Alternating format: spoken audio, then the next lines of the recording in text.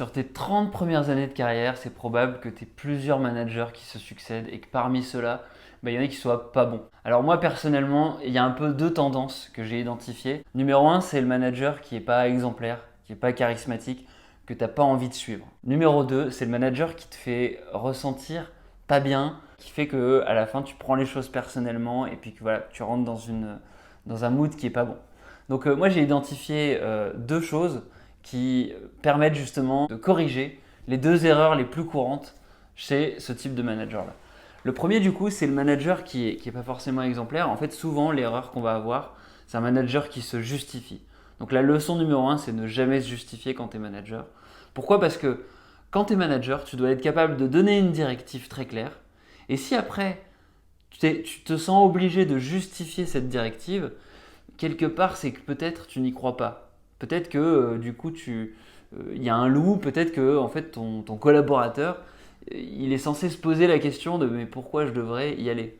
Et du coup, tu introduis quelque chose de terrible, c'est un problème de confiance. Un problème de confiance entre ce que tu racontes et ce qu'il faut faire. Donc ça, c'est vraiment le point numéro un, ne jamais se justifier. Alors, évidemment, parfois, il faut expliquer, il faut faire preuve de pédagogie, il faut vendre un projet, il faut vendre une action, une initiative.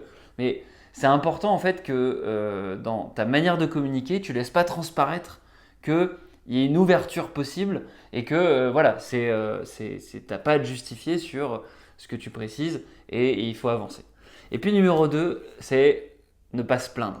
Alors ça, c'est un travers classique des managers qui commencent à manager notamment. Parce que c'est prouvé que quand tu manages plus de 3 personnes, le stress commence à augmenter et tu dois gérer plein de sujets et en fait ça devient ton travail d'ailleurs. Gérer les merdes en fait. Et gérer les merdes, je suis désolé de te le dire, mais c'est ton travail si tu es manager. Donc si tu le découvres, il faut que tu l'acceptes. Et soit tu l'acceptes et ça va bien se passer parce que du coup tu vas te faire à l'idée que tu es là pour gérer les merdes. Et les nouveaux qui arrivent, tu es là pour leur expliquer comment faire bien leur travail. Donc si tu es manager, ça veut dire que tu es censé avoir une expertise, apporter ton expertise. Donc ça, c'est un peu le corollaire de ne pas se plaindre. C'est que souvent, les gens qui se plaignent, c'est parce qu'ils sont pas bons en fait. Et donc, ils sont pas bons, ils n'ont pas la bonne expertise. Et ils se plaignent que les autres ne l'aient pas non plus. Ils sont pas capables de leur transmettre cette expertise-là. Enfin voilà, quand je dis ça, c'est très probable, si tu travailles depuis plus de 5 ans, que tu es en tête des managers qui sont pas bons et qui du coup se plaignent. Voilà. Donc c'est important de se dire, voilà, il faut gérer les merdes, il faut être capable d'aller en première ligne. Si tu es manager, ton travail, c'est d'être en première ligne quand ça va pas et d'être disponible, d'avoir du temps disponible pour gérer les merdes. C'est pas très politiquement correct, mais en fait c'est la réalité. Et ce qui est sûr, c'est que si toi tu veux être manager, ces deux règles elles sont essentielles parce que ce que ça t'impose en fait, c'est deux choix, donc ne jamais se justifier et puis ne jamais te plaindre, c'est que tu vas à la fin être responsable. Tu vas être responsable des choses.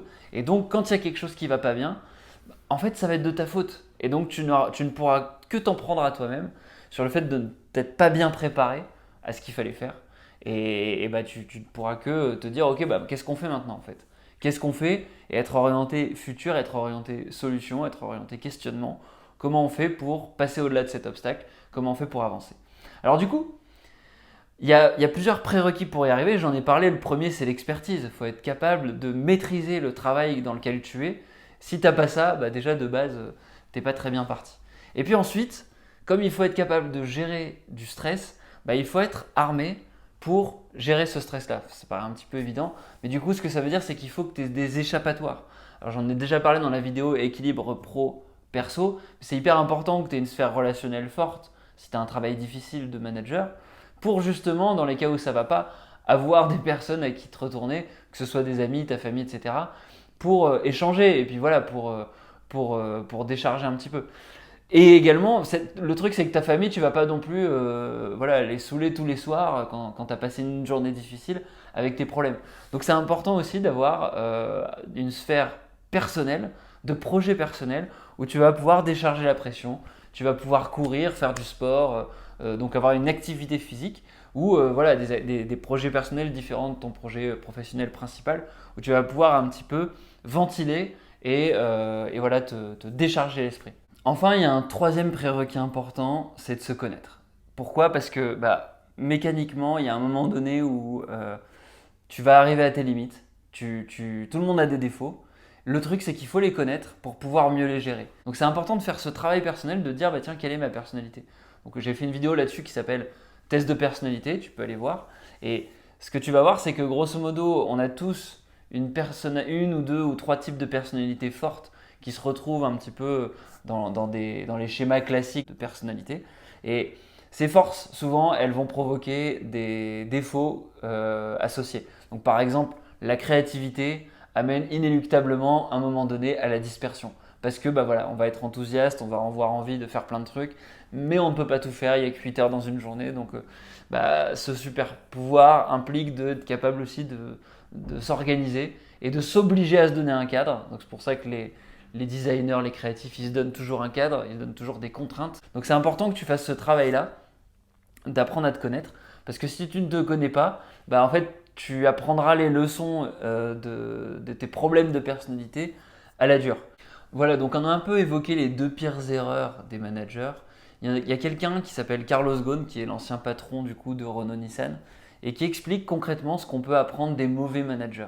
Et du coup, bah, ce que je te propose, c'est de regarder ce qu'il dit dans la vidéo dédiée Carlos Ghosn, comment gérer un mauvais manager.